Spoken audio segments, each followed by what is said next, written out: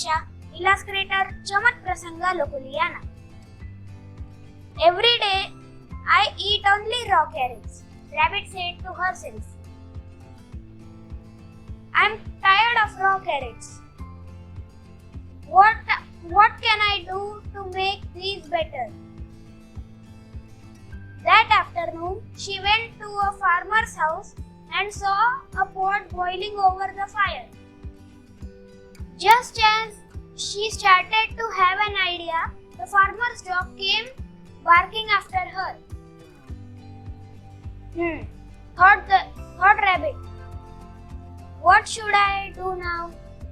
Rabbit tried leaving the carrots in the sun, but the carrot remained just as raw as before. Then she tried putting them in the fire. When she tasted them, they were bitter. She thought and thought and thought about what to do. Finally, she had an idea. First, she found an old tortoise shell. Then she collected some sticks and tree stones.